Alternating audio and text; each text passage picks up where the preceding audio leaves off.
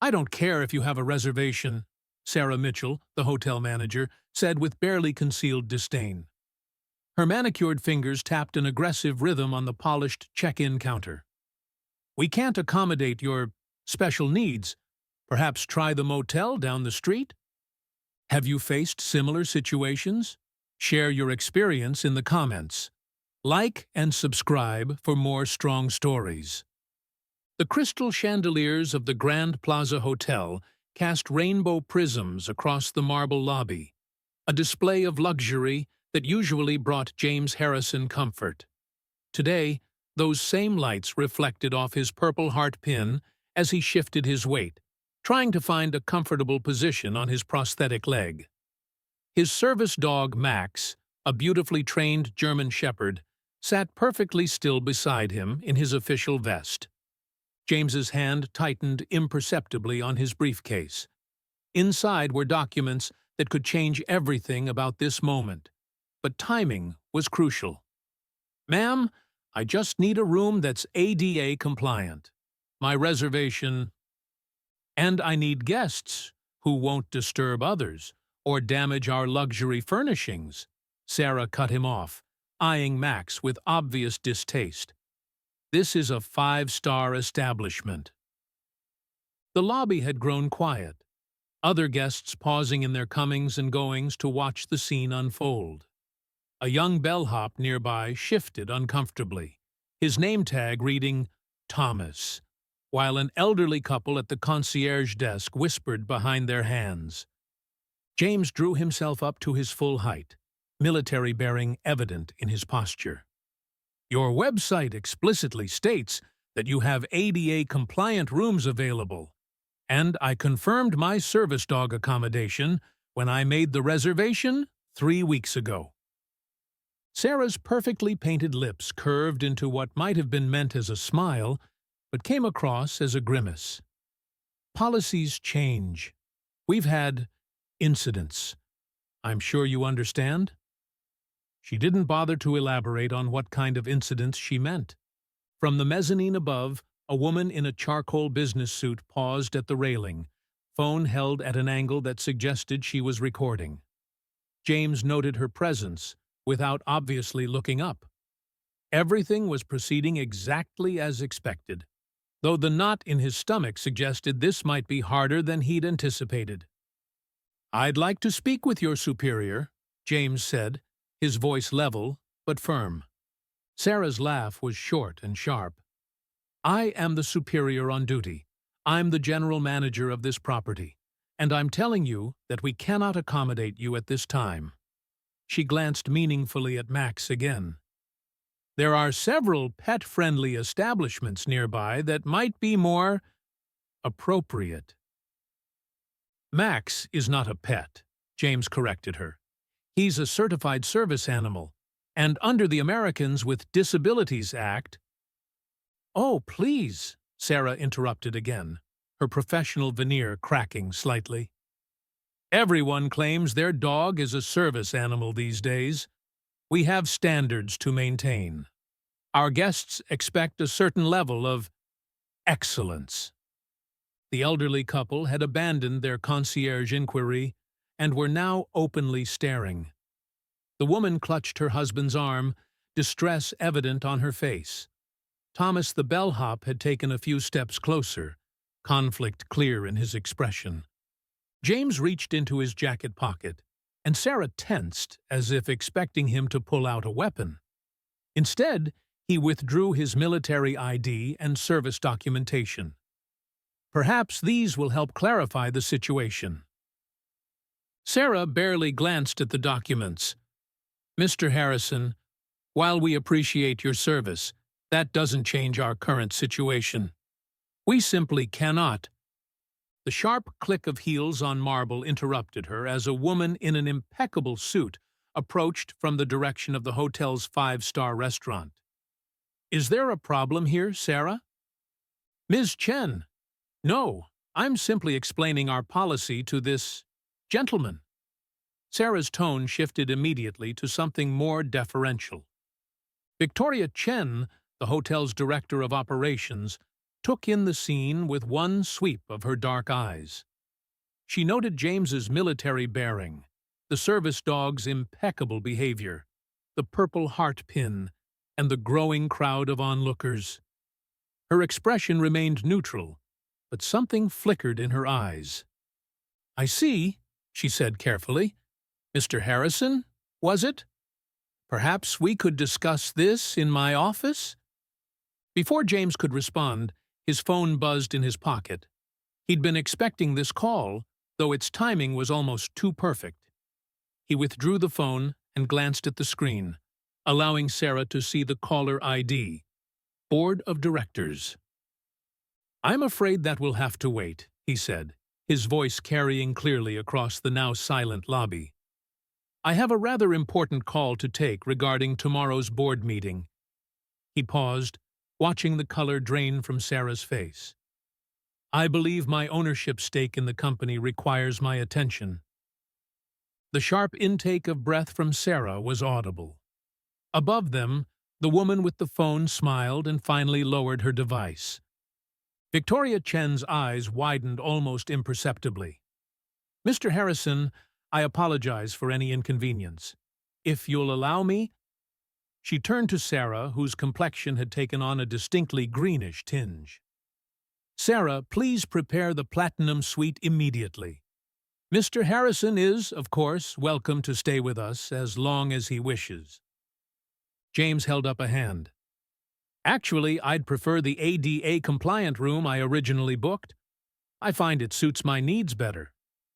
He patted Max gently on the head. "Though I think we should discuss the hotel's compliance policies in tomorrow's meeting. In detail." The security guards, who had been approaching from the wings of the lobby, summoned by Sarah's earlier subtle signal, had frozen in place. Thomas the bellhop was failing to suppress a smile. Sarah Mitchell stood behind her counter, her perfectly manicured hands now trembling slightly as she stared at the man she'd just tried to turn away. The man who owned nearly half the hotel chain.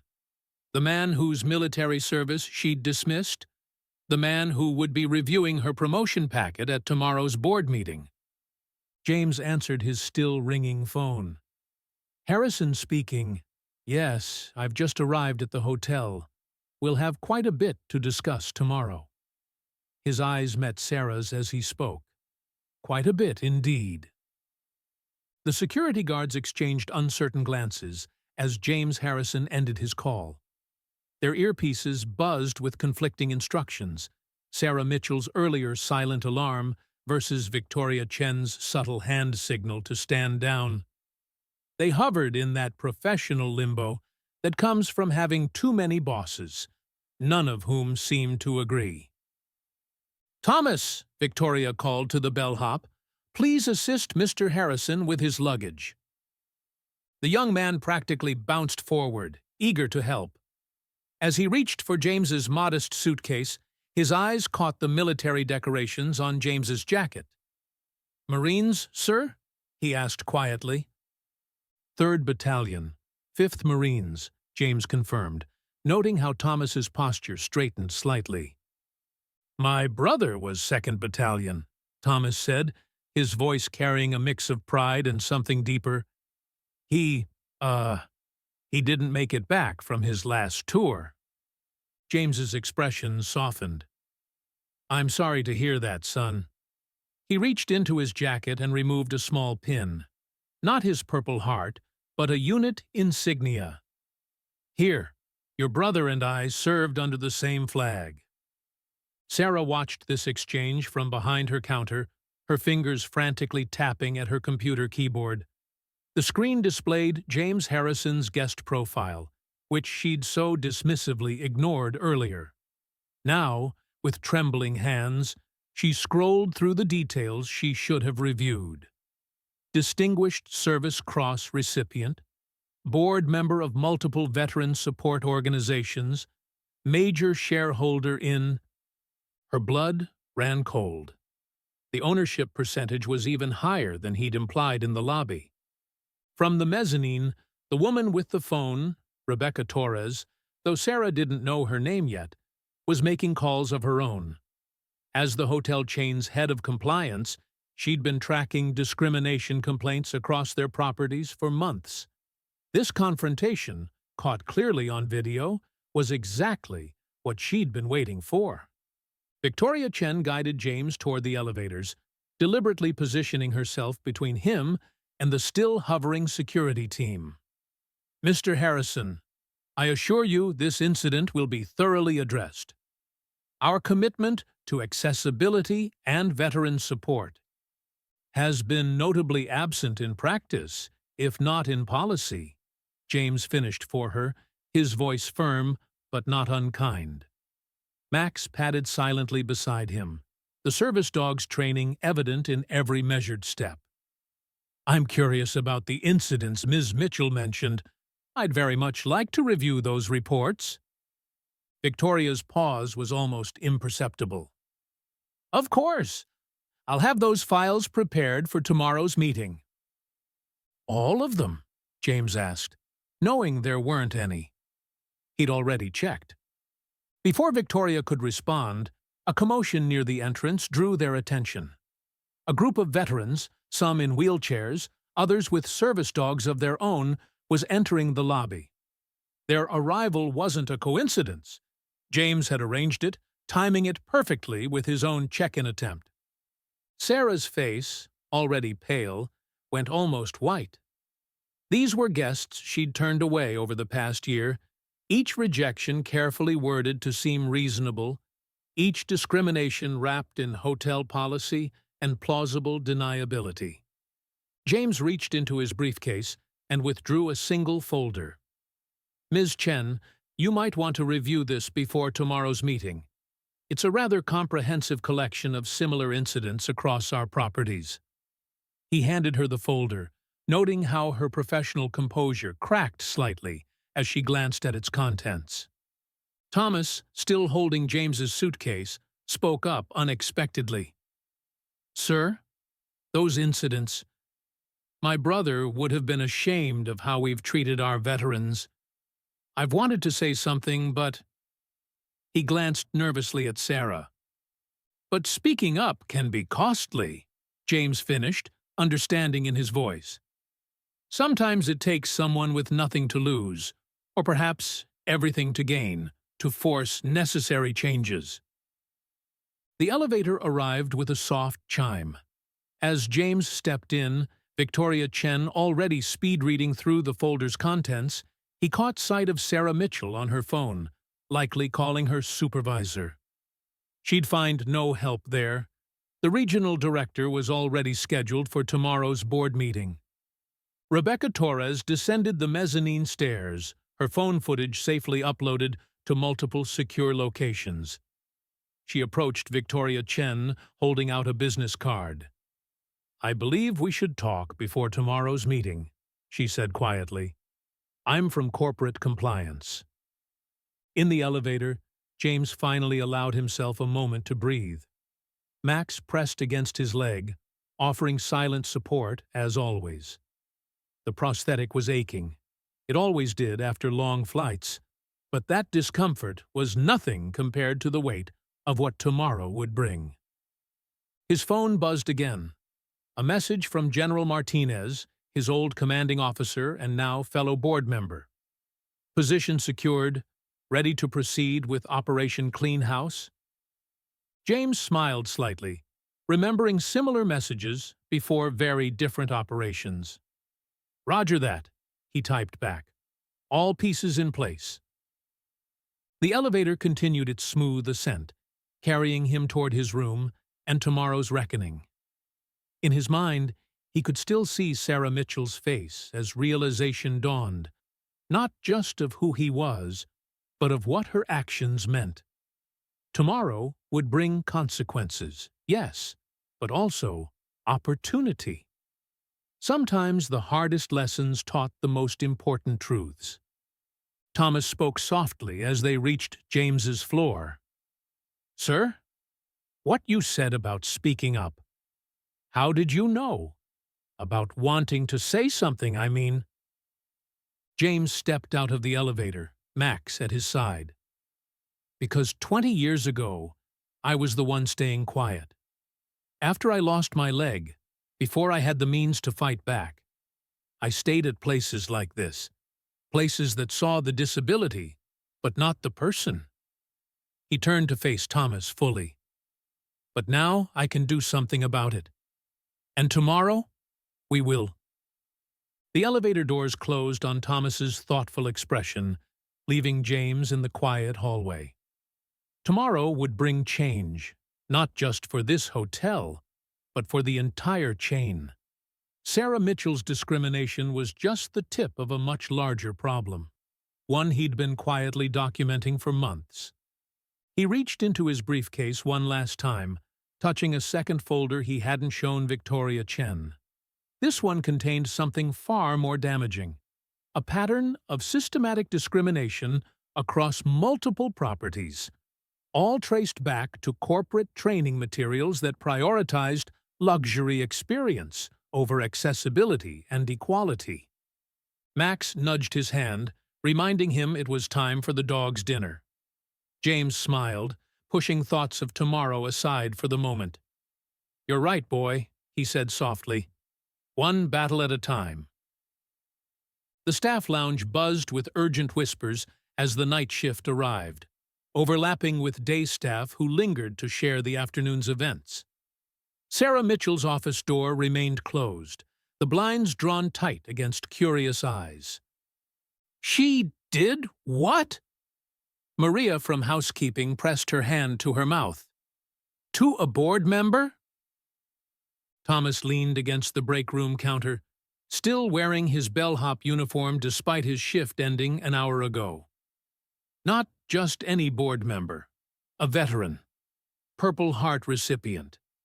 And you should have seen Max, his service dog. Perfect behavior, unlike Sarah's. "I've got it." Danny from IT burst into the room, phone held high. The staff clustered around him as he pressed play on a social media video. The lobby confrontation played out in high definition, shot from the mezzanine, Rebecca Torres's handiwork, though they didn't know that yet. The comments were already rolling in. "Disgusting treatment of a veteran."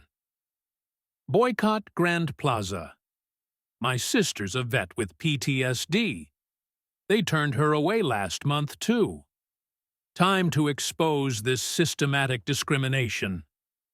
Have you ever felt let down by luxury hotels? Your voice matters, and it's time to talk about it. Share your story in the comments. Hit heart if you can relate, and repost to spread awareness. Let's raise our voices together for disability rights.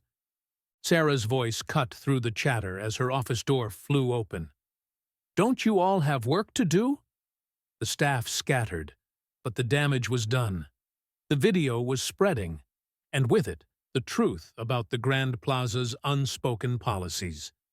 Up in his room, James Harrison watched the social media storm build on his laptop.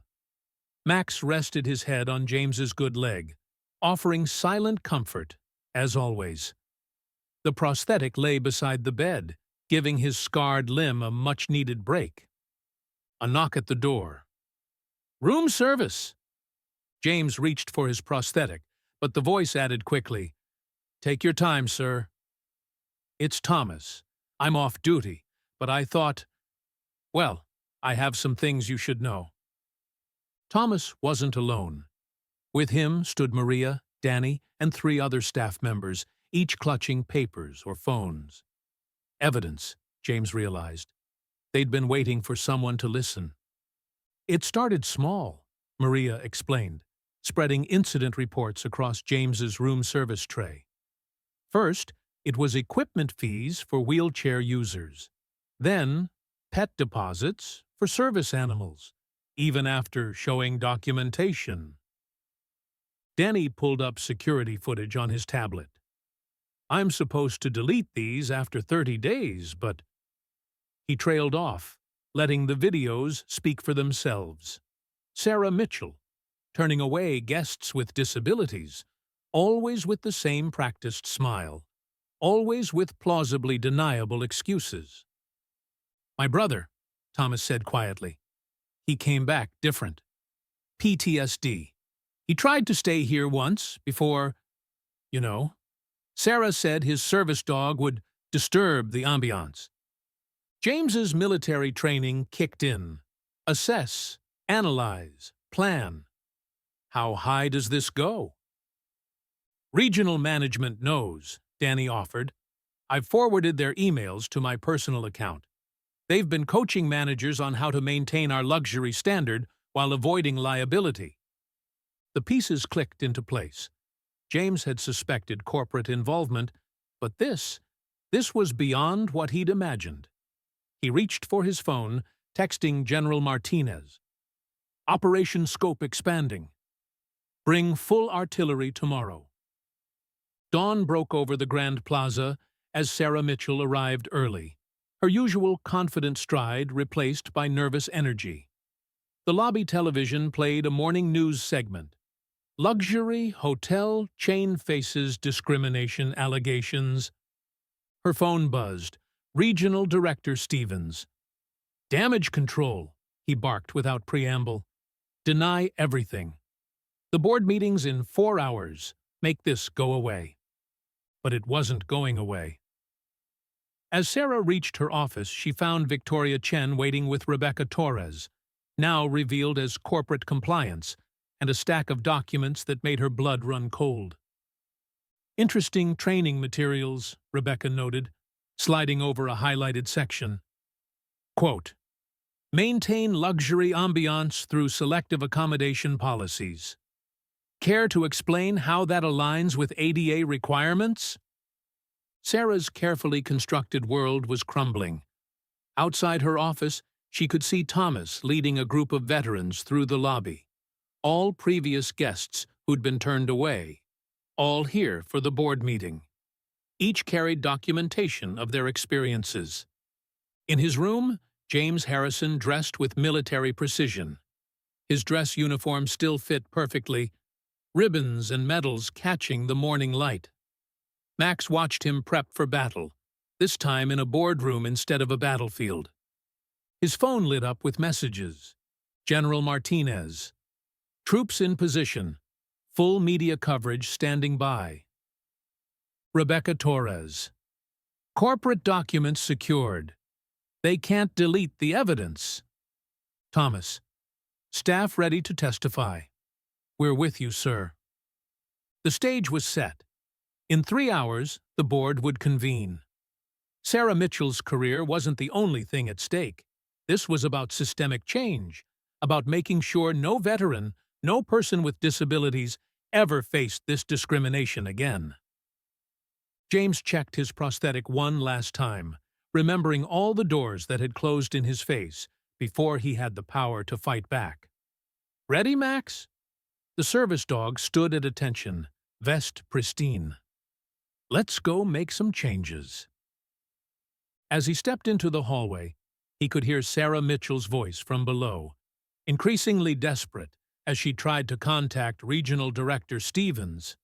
But Stevens wasn't coming to save her. He was already in the boardroom, facing his own reckoning. The morning sun streamed through the lobby's crystal chandeliers, casting rainbow patterns across the marble floors. The same lights that had witnessed yesterday's discrimination would today witness justice.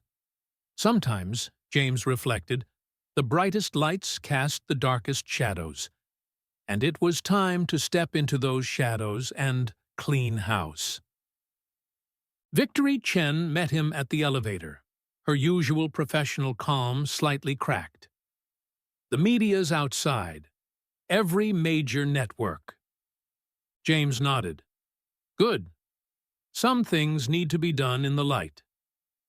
Sarah Mitchell's perfectly manicured nails drummed against her desk as she watched her career implode on the morning news. Every major network had picked up the story. Luxury hotel chain faces. Veterans discrimination scandal. Her phone buzzed again. This time, a message from Regional Director Stevens. Board meeting moved up. 30 minutes. Bring all documentation of selective accommodation policies. The quotation marks around selective accommodation made her stomach churn. Those were his words, his policies, his training materials. Yet somehow, she knew he wouldn't be standing beside her when everything came crashing down. A knock at her door made her jump. Victoria Chen entered without waiting for a response, Rebecca Torres at her shoulder. "It's worse than we thought," Victoria said, placing a thick folder on Sarah's desk. "We've found similar incidents at 12 other properties, all following the same pattern, all using the same language from corporate training." Sarah's throat went dry. "But those were approved protocols." "Illegal protocols," Rebecca cut in, "and you were particularly zealous in implementing them." She placed her phone on the desk, playing the video from yesterday. Sarah watched herself dismiss James Harrison, her own voice dripping with condescension. This is just the latest in a pattern. Through her office window, Sarah could see more veterans arriving, some with service dogs, others with visible prosthetics or wheelchairs, all wearing their military decorations, all here for the board meeting. "Time to go," Victoria said quietly. "They're waiting." The Grand Plaza's main conference room had never felt so small. Board members lined one side of the massive table, their expressions grave. James Harrison sat at the center, Max perfectly positioned at his feet. General Martinez flanked him, his chest full of decorations that made Sarah's steps falter as she entered. Regional Director Stevens was already there, his usual confident smirk replaced by something closer to fear. He didn't meet Sarah's eyes as she took her seat. "Ladies and gentlemen," James began, his voice carrying the weight of command. "We're here to address a systemic failure in our organization. Not just isolated incidents, but a cultural cancer that has infected our entire operation." He nodded to Rebecca, who distributed tablets to each board member. "You'll find documented cases of discrimination spanning 3 years. Each incident following protocols that directly violate the Americans with Disabilities Act, each supported by corporate training materials that prioritize luxury ambiance over human dignity." Sarah watched the board members swipe through the evidence, her carefully worded rejection letters, Stevens's email directives, training sessions on maintaining standards through selective accommodation. "Mr. Stevens," James turned to the regional director, "would you care to explain why you instructed your managers to create plausible deniability when turning away guests with disabilities?" Stevens straightened his tie. "Our luxury brand requires certain standards." "Like denying accommodation to a Congressional Medal of Honor recipient last month?" General Martinez's voice cut through Stevens's excuse. "Because his PTSD service dog might disturb other guests?" The room went deathly quiet. James Harrison stood, and Sarah noticed for the first time how he favored his left leg. The prosthetic. She'd been so focused on Max yesterday, she hadn't even noticed. 10 years ago," James began, "before I had the means to fight back, I was turned away from hotels like ours, always with polite smiles, always with reasonable-sounding excuses. I promised myself that if I ever had the power to change things, I would." He moved around the table, each step deliberate. "When I began buying shares in this company, I discovered I wasn't alone. Veterans, people with disabilities, all experiencing the same discrimination, all carefully documented to avoid legal repercussions." Sarah felt the weight of every eye in the room. Her carefully constructed world of plausible deniability was shattering. "Ms. Mitchell?" James stopped beside her chair. "Yesterday you saw a service dog and a disability. You saw what you've been trained to see, potential problems, risks to your luxury ambiance. What you should have seen was a person. What you should have done was your job, providing hospitality to all guests, regardless of their needs. He placed a new document on the table. This is our new corporate policy on accessibility and accommodation. It's not a suggestion. It's not a guideline. It's a commitment, backed by a complete restructuring of our training programs and enforcement procedures. The board members were already nodding. Stevens looked like he might be ill. As for immediate actions, James continued, Mr. Stevens, your resignation will be announced this afternoon. Ms. Mitchell, ... Sarah held her breath. You have a choice. You can resign, or you can be part of the solution. We're establishing a new department focused on accessibility and veteran services. You've seen firsthand how discrimination works in this industry. Help us fix it. The offer hung in the air, unexpected and transformative. Sarah looked around the room, at the veterans who'd been wronged, at Thomas standing by the door with tears in his eyes, at Max watching her with seemingly endless patience. Her voice cracked. I don't deserve a second chance. No one deserves discrimination, James replied, but everyone deserves the opportunity to learn from their mistakes. What's your choice, Ms. Mitchell? Through the conference room windows, she could see the morning sun casting rainbow patterns through the lobby's crystal chandeliers. The same light that had witnessed her worst moments could now witness something else. Change. She straightened in her chair. I choose to fix it. Show me how. As the board meeting concluded, an unexpected voice broke through the tension.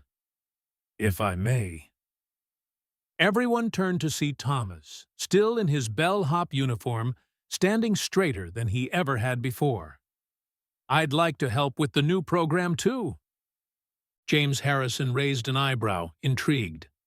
Thomas stepped forward, his brother's military photo now visible in his phone case. My brother.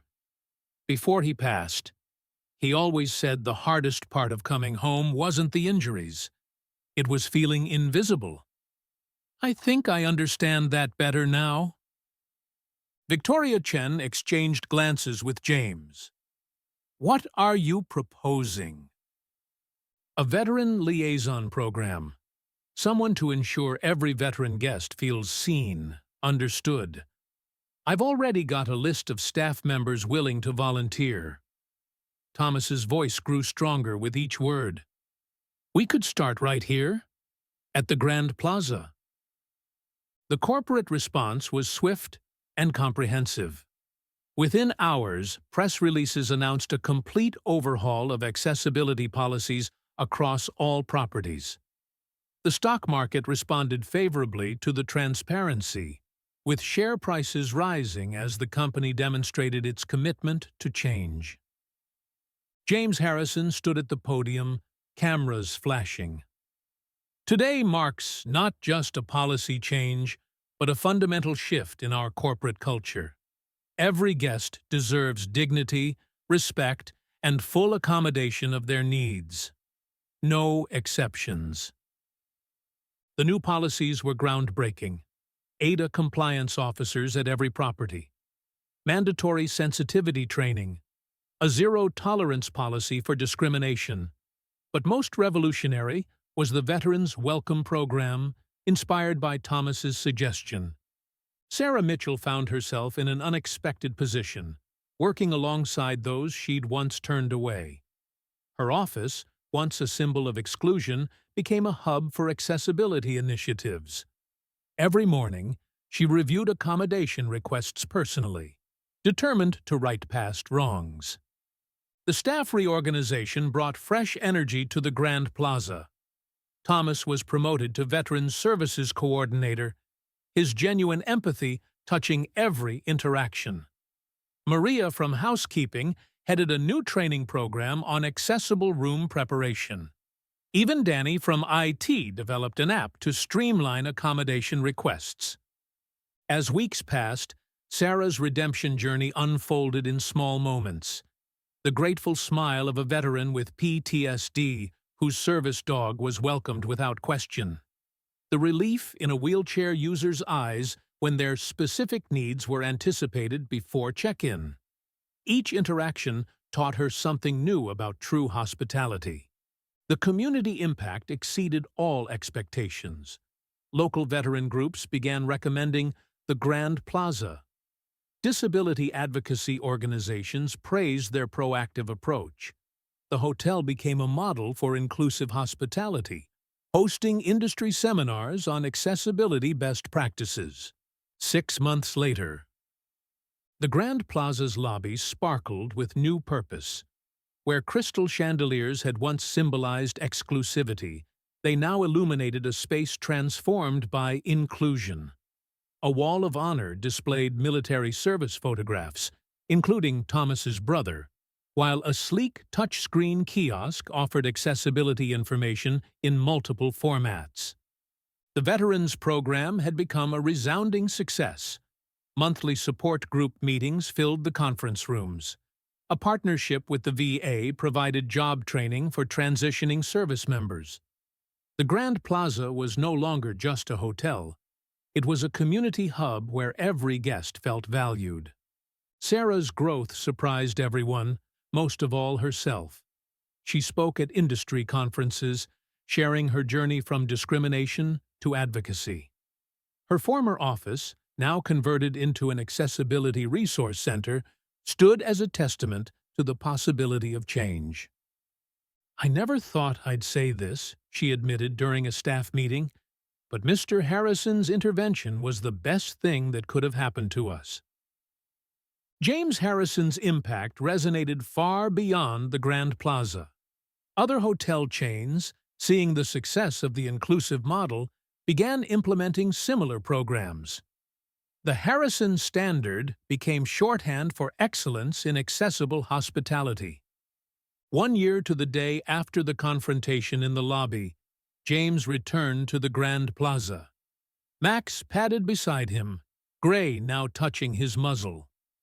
The lobby was hosting a graduation ceremony for the first class of veteran hospitality trainees. Sarah stood at the podium, her voice steady. "A year ago, I stood behind that counter and saw differences as problems. Today, I see them as opportunities to serve better, to understand more deeply, and to grow as human beings." Thomas, now in a sharp business suit, presented graduation certificates. Each graduate had a story: combat injuries, PTSD, physical challenges. Each one represented a future where hospitality truly meant welcoming everyone. As the ceremony concluded, James noticed an elderly couple checking in, the same couple who had witnessed his confrontation with Sarah a year ago. But this time, Sarah wasn't behind the counter.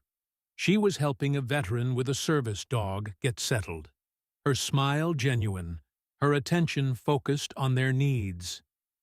"Sometimes," James mused to Max, scratching behind the dog's ears, "the greatest victories aren't won on battlefields. They're won in moments of change, one heart at a time." The Grand Plaza's crystal chandeliers caught the setting sun, casting rainbow patterns across the marble floor. But now, those patterns fell across all kinds of guests: veterans with service dogs, families with accessibility needs, elderly couples with mobility aids. Each one welcomed, each one valued, each one seen. As James watched Sarah help another guest, he remembered her words from the board meeting: "I choose to fix it." She had done more than fix it. She had helped transform it into something better than anyone had imagined. The story of the Grand Plaza became more than a tale of discrimination exposed. It became a testament to the possibility of change, a reminder that sometimes the most powerful transformations begin with a single moment of truth. And that true hospitality means opening not just our doors, but our hearts to all who enter. Max rested his head on James's leg, and together they watched the lobby bustle with life, energy, and most importantly, welcome. The crystal chandeliers above caught the light just right, and for a moment the rainbows they cast seemed to shine a little brighter, illuminating a future where every guest truly felt at home. Subscribe and remember to ring that notification bell to stay updated on more inspiring content that showcases the power of standing up for what's right and the beauty of second chances. Your support helps us continue sharing these important messages with the world.